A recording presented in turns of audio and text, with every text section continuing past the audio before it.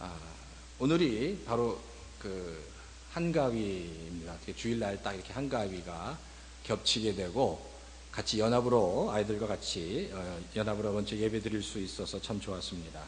한가위를 맞이하면 한국 사람들은 마음이 이렇게 들뜹니다. 그렇죠? 마음이 들뜨는데 들뜨는 이유는 한가위를 맞이해서 이제 우리는 지금 미국에 있지만 한국에 있으면 아버지 집으로 갈 수 있기 때문입니다. 부모님 집으로 가는 거죠. 저는 집이 저희 고향이 그 경기도에서 항상 아쉬운 게 있었는데 이렇게 고향이 부산이나 무슨 뭐 대구나 뭐 광주나 이렇게 멀리 있는 친구들을 보면 그때 이렇게 멀리 떠나는 게 참 부러웠습니다. 근데 그렇게 떠나면서 항상 설레는 게 아버지 집으로 돌아가는 거예요. 부모님 집으로 돌아가는 겁니다. 근데 아버지 집으로 돌아가면 뭐가 좋은 거예요? 만남이 있습니다. 오랫동안 만나지 못한 사람들, 사랑하지만 만나지 못한 형제들, 부모님을 만나는 게 너무 좋은 거예요. 그래서 들떠 있습니다. 그래서 보통 가면 뭐 4시간이면 5시간이면 가는 거리를 막 10시간씩 가면서도 너무너무 좋아하더라고요. 아버지 집에 사랑하는 사람을 만나기 때문입니다. 교회도 그런 것 같아요. 교회는 아버지 집입니다. 그리고 이 예배, 우리가 드리는 이 예배는, 주일 예배는 명절과 같습니다. 영적인 명절입니다. 그래서 하나님을 사랑하는 자녀들이 영적인 명절에 나와서 하나님께 나옵니다. 그래서 하나님 아버지를 기쁘시게 해드리고 또 하나님께 나와서 하나님께 절도 하고 인사도 하고 또 하나님이 주시는 복도 받고 은혜도 누리면서 지내는 이 영적 명절이 바로 이 주일 예배다라는 겁니다. 그러니까 우리가 이렇게 주일날 이렇게 나오면은 그런 마음이 있으면 좋겠어요. 주일날 이렇게 나왔을 때 아버지 제가 이렇게 왔습니다. 아버지 선영이가 이렇게 아버지께 왔습니다. 일주일 동안 이러저러한 일들이 있었습니다. 그래도 아버지께서 늘 함께 해주시고 지켜주셔서 감사합니다. 사실 하나님 아버지는 일주일 동안도 우리와 함께 계셨습니다. 우리를 지켜주셨습니다. 그렇지만 주일날 와서 또 보고 하는 거예요. 아버지 제가 왔습니다. 아버지 일주일 동안도 지켜주셔서 감사합니다.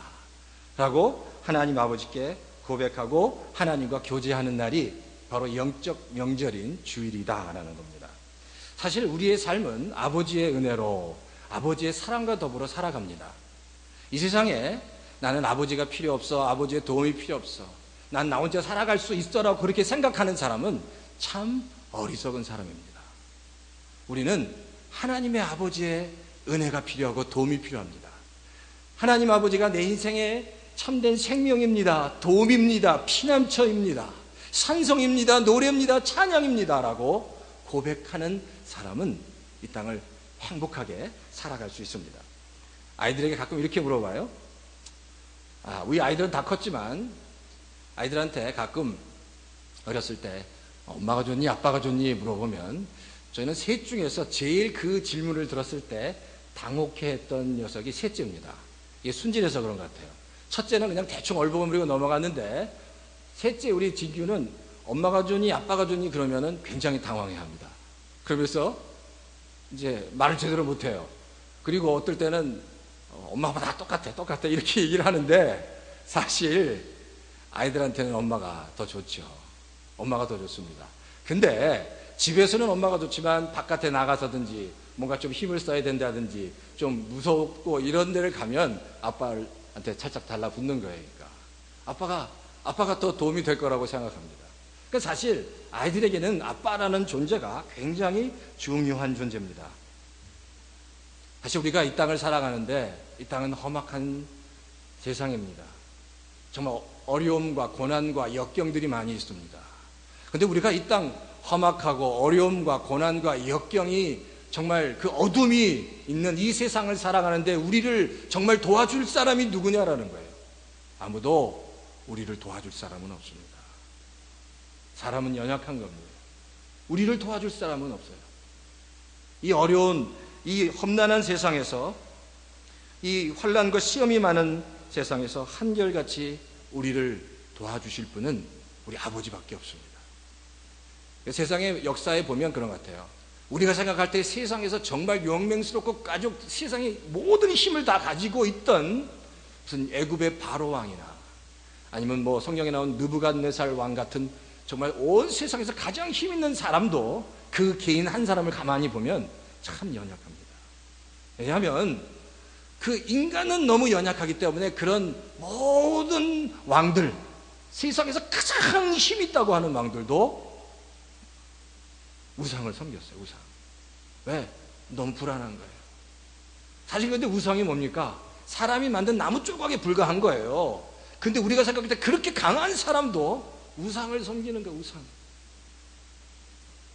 왜? 자기가 너무 연약하기 때문에 뭔가 의지하고 싶기 때문에. 그렇지만 하나님은 어떤 분이십니까? 살아계신 분입니다. 전능하신 하나님이에요. 그 하나님, 전능하신 하나님이 우리의 아버지가 되시고 우리가 힘들고 어려울 때 고난과 환난 가운데 있을 때 우리를 지켜주시는 분이신 것을 다 믿으시기를 주의 이름으로 축원합니다. 창세기 49장에 보면 성경이 이렇게 얘기합니다. 모든 복이 아버지의 하나님께로 말미암나니 그가 너를 도우실 것이요 전능자로 말미암아 그가 내게 복을 주실 것이라. 위로 하늘의 복과 아래로 깊은 샘의 복과 젖먹이는 복과 태의 복이라고 말씀하셨습니다. 민수기 6장에도 이렇게 얘기해요. 여호와는 내게 복을 주시고 너를 지키시기를 원하며 여호와는 그의 얼굴을 내게 비추사 은혜 베푸시기를 원하며 여호와는 그 얼굴을 내게로 향하여 드사 평강 주시기를 원하노라 말씀하십니다. 하나님은 항상 우리에게 하나님의 놀라운 복과 은혜를 주기 원하십니다. 그 은혜 안에 들어오기를 우리가 늘 하나님의 은혜 안에 들어가기를 원하십니다. 그리고 하나님의 은혜 안에 품 안에 거하는 자에게 얼굴을 향하셔서 하나님께서 우리에게 주시고자 하는 놀라운 은혜를 풍성하게 부어주시기 원하신다는 겁니다. 시편에도 성경은 이렇게 말씀하고 있어요. 주께서 택하시고 가까이 오게 하사 주의 뜰에 살게 하신 사람은 복이 있나이다. 우리가 주의 집 곧 주의 성전의 아름다움으로 만족하리이다. 주의 집에 사는 자들은 복이 있나니 그들이 항상 주를 찬송하리이다. 주께 힘을 얻고 그 마음에 시온에 데려가 있는 자는 복이 있나이다 라고 얘기합니다. 그리고 하나님께 가까이 하니 내게 복이 된다라고 시편 기자가 말씀하고 있어요. 자기의 신앙 고백입니다. 하나님을 가까이 하는 것, 하나님의 성전에 거하는 것, 그 성전에 거해서 하나님의 은혜로 내가 충만하게 그 은혜로 채워지는 것처럼 가장 큰 축복이 없다라는 겁니다. 참된 복이 뭐예요? 세상에 있지 않습니다. 하나님 안에 있습니다. 하나님의 은혜 안에 있습니다. 하나님의 사랑 안에 있습니다. 그게 내 삶 가운데 깨달아져야 합니다. 진정한 복이 세상에 있지 않습니다. 하나님의 은혜 안에 있습니다. 하나님께서 나에게 주신 그 믿음 안에 있습니다 라고 고백해야 된다는 겁니다. 이렇게 하나님께 이 신앙을 고백한 자는 어떤 시험이 오나 환난이 오나 역경이 와도 하나님은 그 성도를 지키시고 보호해 주십니다. 바라기는 오늘 이 하나님, 이 풍성한 하나님, 이 한가위, 이 추석 한가위 명절에 이 풍성한 하나님을 만나서 우리 얼바인 연합교회 모든 성도들의 마음에 그 하나님의 은혜로 넉넉해지는 축복이 있기를 주의 이름으로 축원합니다. 오늘 본문에 보면 그래요. 오늘 본문에 보면 이렇게 우리에게 복 주시기를 원하시는 하나님, 오늘 본문을 통해서는 뭐라고 말씀하실까 돌아볼 필요가 있습니다. 오늘 본문에 보니까 본문은 이겁니다. 힘들어도 참고 인내하라는 겁니다. 힘들어도 참고 인내하라. 자, 그러면 어떻게 인내해야 하는가? 어떻게 참고 인내해야 하는가를 한 두 가지 정도로 같이 한번 살펴보는 시간을 갖겠습니다. 어떻게 참고 인내해요? 첫 번째는 인내는 끝까지 하는 겁니다. 끝까지. 자, 오늘 야고보서 우리가 지금 5장의 말씀을 지금 묵상하고 있는데 야고보서 1장에 보면 성경이 이렇게 기록하고 있어요. 1장 2절과 4절에 보면 나의 형제자매 여러분 여러 가지 시험에 빠질 때에 그것을 더할 나위 없는 기쁨으로 생각하십시오.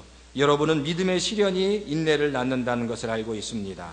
여러분은 인내를 충분히 발휘하여 조금도 부족함이 없이 완전하고 성숙한 사람이 되십시오 라고 말씀하고 있습니다. 인내하라는 거예요. 인내하십시오.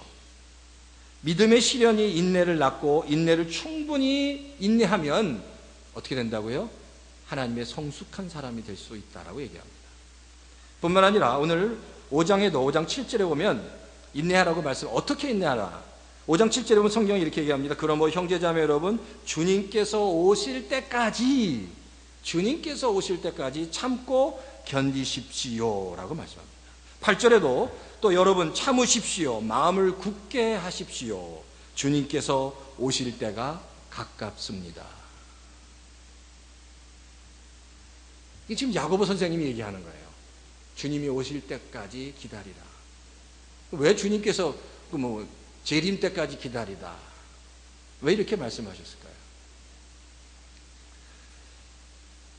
사실 야고보 선생이 이렇게 계속해서 지금 이 서신을 읽고 있는 성도들에게 참고 인내하라고 말씀하고 있어요. 참고 인내해야 된다고, 예수님이 오실 때까지 기다리라고, 그때까지 끝까지 참으라고. 왜 그러셨을까? 근데 그 이유가 있습니다. 사실 야고보서 이 5장의 배경을 보면 그래요. 지금 이 야고보, 제가 몇 번 누차례 말씀드려, 야고보서가 누구에게 보냈다고요? 그 당시 먼저 1차 그 수신자는 그 당시 흩어져 있는 교회입니다. 예루살렘 유다를 떠나서 흩어져 있는 유대 성도들, 그러니까 이민교회들입니다. 이민교회들을 향해서 이 편지를 썼는데, 이 당시 대부분의 이민교회는 굉장히 힘들었습니다. 몇몇의 부유한 성도들을 빼놓고는 모두 너무 살기가 힘들었습니다. 그러니까 교회 안에서 뭐가 있었을까요? 잘 사는 성도와 힘든 성도와 갈등이 있었습니다. 자, 그러니까 우리가 이제 지난 시간에 다뤘지만 야고보서 5장 1절부터 6절에 보면 부요한 성도들에게 대해서 메시지를 전했습니다. 당신이 가지고 있는 당신이 가지고 있는 물질이 당신의 것이 아닌 것을 깨달으십시오. 당신은 청지기입니다. 당신이 소유한 물질을 당신 혼자만을 사용하지 말고 나누십시오라고 바로 야고보 선생이 5장 1절부터 6절에 메시지를 전하는 겁니다. 그리고 7절, 우리가 오늘 읽었던 7절부터 야고보 선생은 지금 좀 경제적으로 어려운 성도들에게 얘기합니다. 당신들이 그 경제적으로 몹시 힘든 것을 내가 알고 있습니다. 그렇다고 부요한 형제들과 갈등하지 마십시오 라고 말하는 거예요. 힘든 환경 속에 있다고 내가 왜 이렇게 힘든 환경 속에 있어야 하는지 원망하지도 마십시오. 불평하지도 마십시오. 뭐라고요? 그리고 참고 인내하십시오 라고 야고보 선생이 말씀하고 있다는 겁니다. 근데 그래요. 성경에 보니까 언제까지 참으라는 거예요? 언제까지 참으라고 그랬어요? 주님이 오실 때까지 참으라는 겁니다. 그럼 야고보 선생이 지금 갑자기 참으라고 얘기했는데 무슨 재림에 관한 이야기를 하는 겁니까? 예수님의 그 세컨드 커밍, 두 번째 오실 재림에 관해서 얘기한다기보다도 이 말은 이런 뜻입니다. 예수님이 오실 때까지 끝까지 참으라는 겁니다. 한번 참다가 못 찾겠으면 한번 확 뒤집어 엎고, 그게 아니라 끝까지 참고 인내하십시오. 환경이 힘들고 어렵지만 그래도 원망하지 말고 불평하지 말고 끝까지 참으십시오 라고 야고보 선생이 말씀하고 있다는 거예요. 사실 근데 이 당시 성도들은 굉장히 정말 살기 힘들었습니다. 자, 이들이 모두 이민자였지만 이들의 상황이 어떤 상황이었냐면요, 이민을 떠날 때 우리는 어떻게 하죠? 미리 계획하고 준비합니다. 여기 다 오신 분 중에서 그냥 무작정 온 분 안 없어. 어디로 가야 할지, 가면 무슨 일을 해야 될지, 그런 것들을 우리는 다 준비합니다. 근데 이 당시에 이민 온 성도들은 계획하거나 준비해서 예루살렘과 유대를 떠난 사람들이 아니었습니다. 이 사람들이 예루살렘과 유대를 떠났을 때는 자기의 신앙과 믿음을 지키기 위해서 갑작스럽게 떠난 사람들이었습니다. 예루살렘 교회에 굉장한 핍박들이 있었어요. 그 핍박을 피해서 믿음을 지키기 위해서, 신앙을 지키기 위해서 떠난 사람들이었습니다. 그러니까 어디로 떠나야 할지, 내가 앞으로 정착할 곳에서 무엇을 해야 될지 아무런 계획이 없었던 사람들이 태반이었다는 겁니다. 그러니까 얼마나 힘들었겠습니까? 이들의 항상 문제는 당장 내가 무엇을 먹고 살아야 되는지, 가장 급한 의식주의 문제가 해결이 안 되는 거예요. 그러니까 어떻게 보면 불평해도 할 만한 사람들이었습니다. 원망해도 할 만한 사람들. 그리고 하나님을 향해서 이렇게 얘기할 수 있겠죠. 내가 믿음을 위해서, 신앙을 위해서 이렇게 떠났는데 하나님, 내가 왜 이렇게 힘들어야 합니까? 라고 하나님을 향해서 원망하고 막 불평해도 할 만한 사람들이었습니다. 그런데 야고보 선생은 얘기하는 거예요. 그럼에도 불구하고 원망하지 말고 불평하지 마십시오. 주님이 오실 때까지 끝까지 참고 인내하십시오라고 말씀하고 있다는 겁니다. 오늘 9절에 보니까 성경은 이렇게 얘기해요. 자, 이게 개역 성경인데, 형제들아 서로 원망하지 말라. 그리하여 심판을 면하리라. 그리하면 심판을 면하리라. 보라, 심판주가 문 밖에 서서 기다리느니라. 사실 얘기인 거예요. 아무리 힘들어도 원망하지 말라는 겁니다. 원망하지 않으면 하나님의 심판을 받지 않는다는 겁니다. 원망한다는 게, 원망을 하게 되면 그 일들이 일어난다는 거예요. 이들은 당연히 원망해도 뭐라고 말할 수 없지만 야고보 선생은 얘기, 힘들지만 그래도 원망하지 마십시오. 사실 교회 중에서 가장 힘든 교회 중에 하나를 꼽으라고 하면 어떤 교회인지 아세요? 데살로니가 교회였습니다. 데살로니가 교회, 그 데살로니가 지역은 바울이 복음을 전해 너무 핍박이 심해서 제대로 오랫동안 있질 못했습니다. 그래서 약 20일 정도, 3주 정도 데살로니가에서 머물렀다고 성경은 얘기합니다. 근데 그 바울이 핍박 때문에 떠난 후에도 데살로니가 교회인들은 그 신앙과 믿음을 지키기 위해서 굉장히 많은 핍박을 경험해야 했습니다. 근데 성경은 바울은 그 엄청나게 많은 핍박을 받는 성도를 향해서 바울이 데살로니가전서 5장 16절과 16, 17, 18절에 뭐라고 말씀하시냐면 이렇게 말씀합니다. 항상 기뻐하라. 쉬지 말고 기도하라. 범사에 감사하라. 이것은 너희를 향하신 하나님의 뜻이니라고 말씀합니다. 아니, 그 핍박을 받아서 너무 힘들어서 정말 하나님 앞에 불평불만해도 정말 이해가 되는 성도들 향해서 바울 사도는 그래도 항상 기뻐하라고 얘기합니다. 기도하라고 얘기합니다. 범사에 감사하라고 얘기하면서 이것은 너희를 향한 하나님의 뜻이다 라고 말씀하고 있다는 거예요. 사실 그래요. 어렵고 힘들다고 다 불평할 수 있습니다. 불평할 수 있죠. 근데 많은 사람들이 착각하는 게, 힘드니까 나는 불평하는 게 당연하고 자연스럽다고 생각합니다. 근데 하나님은 그렇게 얘기하지 않아요. 힘들어도 불평하지 말아야 합니다. 그 힘들어도 불평하지 않고 그 안에서 하나님이 주신 것으로 감사할 수 있기 때문입니다. 근데 놀라운 건 힘들고 어려워도 하나님의 내게 주신 것을 하나씩 감사하기 시작하면 놀랍게 그 어려운 환경 속에서도 하나님께서 우리에게 예비해 주신 축복의 문들이 하나씩 열린다는 겁니다. 근데 힘들다고, 난 너무 힘드니까 불평하는 게 당연하다고 하면 할수록 하나님이 그 성도에게 축복하시려고 해도 축복이 다 따라갑니다. 하나님이 주신 축복조차 하나님이 다 걷어가시는 거예요. 그러니까 환경이 힘들어도 하나님은 말씀하십니다. 아무리 힘들고 어려워도 불평할 수 있고 원망할 수 있어도 데살로니가 교회에게 말씀하십니다. 항상 기뻐하십시오. 쉬지 말고 기도하십시오. 범사에 감사하십시오. 이것은 바울 나의 뜻이 아니라 하나님의 뜻입니다 라고 말씀하고 있다는 겁니다. 그러니까 주신 것에 감사하는 게 중요합니다. 힘들어도 주신 것에 감사하고 인내할 때 하나님께서 반드시 그 성도 위에 놀라운 축복을 허락해 주십니다. 그런 것 같아요. 우리 가정을 살펴보면 내 아내가 세계에서 가장 귀한 사람은 아닙니다. 그렇죠? 내 아내가 세계에서 가장 좋은 사람은 아닙니다. 그럴 수도 없어요. 그러니까 내 아내보다 더 멋있는 사람도, 더 이쁜 사람도, 더 요리를 잘하는 사람도, 더 탤런트가 많은 사람도 많이 있습니다.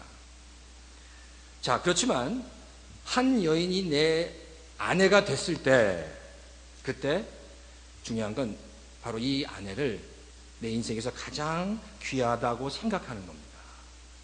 한 여인이 이제 내 아내가 됐을 때 그 여인이 가장 귀하진 않지만 내 여인이 됐을 때 그 여인을 향해서 당신은 참 가장 아름답습니다. 가장 귀합니다. 라고 그 여인을 잘 섬기고 격려하고 사랑하면 그 가정 위에 하나님의 놀라운 축복이 임하게 돼 있다는 거예요. 꼭 귀한 사람을 만나고 가장 좋은 사람을 만나서 행복해지는 게 아니라 하나님이 그런 내 아내로 삼아준 그 여인을 내가 귀하게 생각하고 나의 소중한 여인이라고 생각하고 잘 사랑하고 격려하면 섬기면은 그 가정이 아름다운 가정이 될 수 있다는 겁니다. 교회도 마찬가지예요. 저는 그래요. 우리 교회가 세계에서 제일 교회가 될 수 없어요.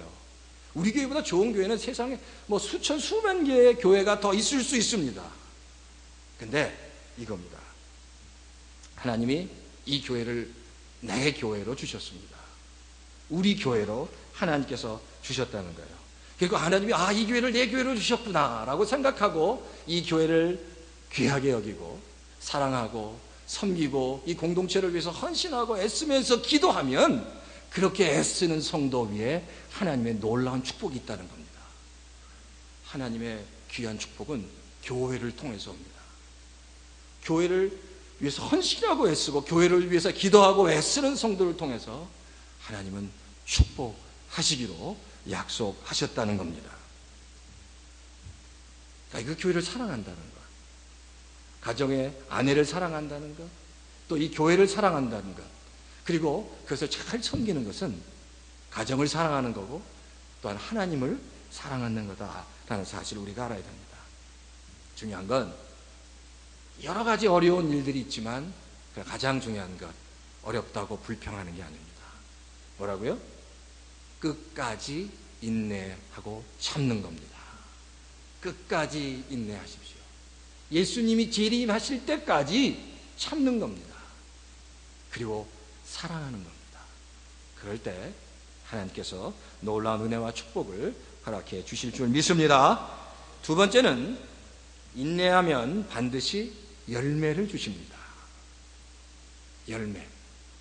아무리 힘들어도 주신 것에 감사하고 끝까지 인내하면 하나님은 열매를 주십니다.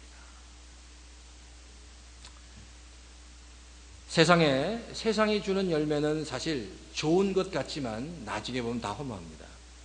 영국의 캔터베리 주교가 이런 이야기를 했어요. 세상을 이렇게 표현해요. 세상은 마치 장난꾸러기 소년이 그 백화점 쇼윈도에 들어가서 아주 비싼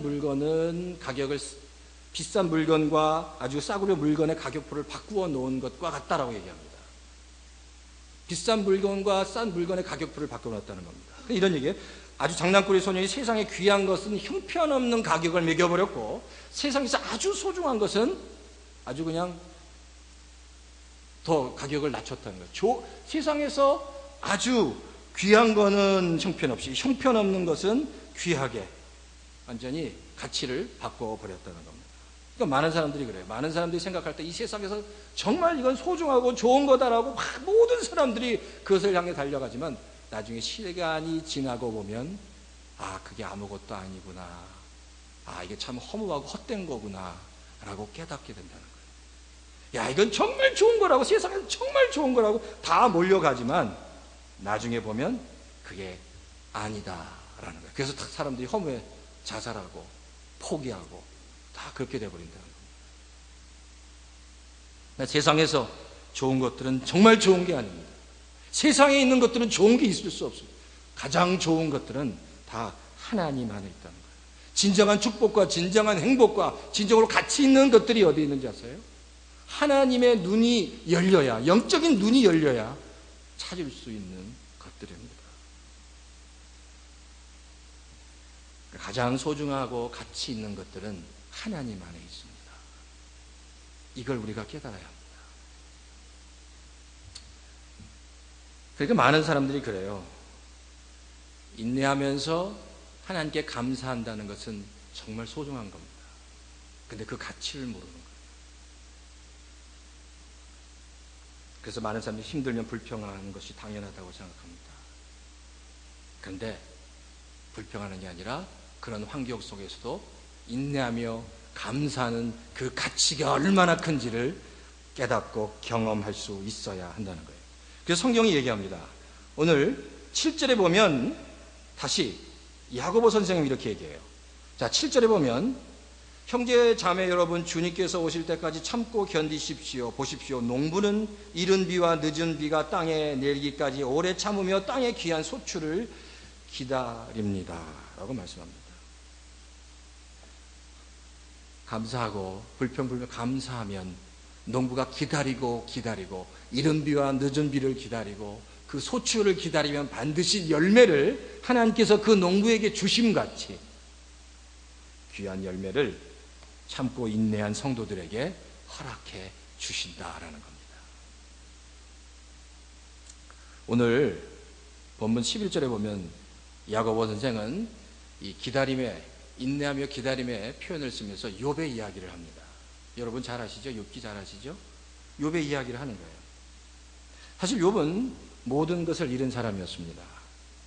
자식, 아들과 딸 모두 잃어버렸습니다. 아들과 딸뿐만 아니라 자기의 재산을 모두 잃어버렸습니다. 생각해 보십시오. 그렇게 금이야 오기야 키웠던 아들, 딸, 혹이나 자녀들이 파티를 하면서 죄를 지을까봐 끝나자마자 그 아이들을 위해서 속죄제, 속번제를 드렸던 사람입니다. 자기가 금이야 오기야 사랑했던 그 아들이 한순간에 다 죽었습니다.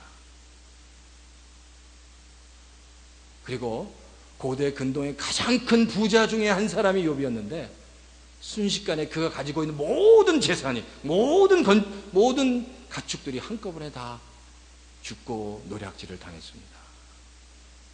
그때 욥의 마음이 어땠을까요? 그런데 거기서 끝나지 않습니다. 하나님은 욥의 건강을 치셨어요. 너무너무 그것도 자기가 자식도 다 잃고 재산도 다 잃은 것도 정말 너무 안타깝고 분한데 하나님은 욥의 건강까지 치셨습니다. 그래서 어떻게 했다고요? 온몸에 욕창이 나고 진물이 흘러서 깨진 기와장으로 자기 몸을 도록도록 긁어야 했습니다. 뿐만 아니라 쓰레기 더미에 앉아서 하얀 재를 뒤집어 쓰고 처량하게 비참하게 앉아 있어야만 하는 신세가 되어버렸다는 겁니다. 친구들이 욥에게 찾아왔습니다.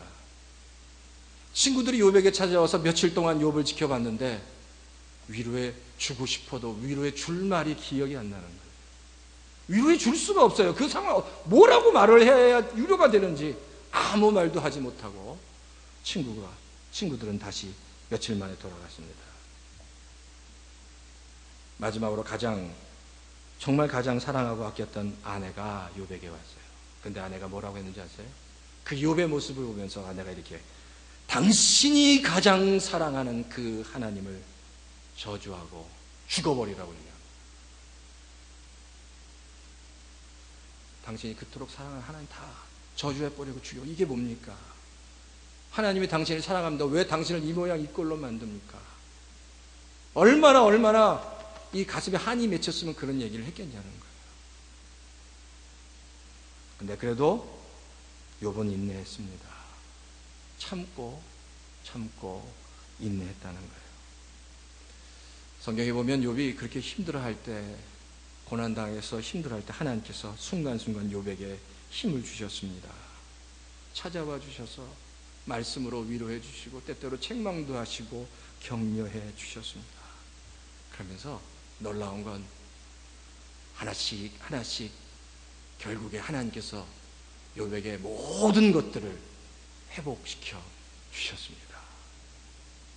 그 어려운 욥, 그 고통을 당한 욥, 그 어려울 때 하나님께서 옆에 계셔서 격려해 주시면서 욥을 감싸 주시면서 안아 주시면서 결국에 욥의 그 모든 고통을 회복하시고 치유해 주시고 이전보다 더 온전하게 하나님께서 욥을 축복하셨다는 겁니다. 그러면서 그 이야기에 대해서 야고보는 이렇게 평가합니다. 하나님을 이렇게 평가합니다.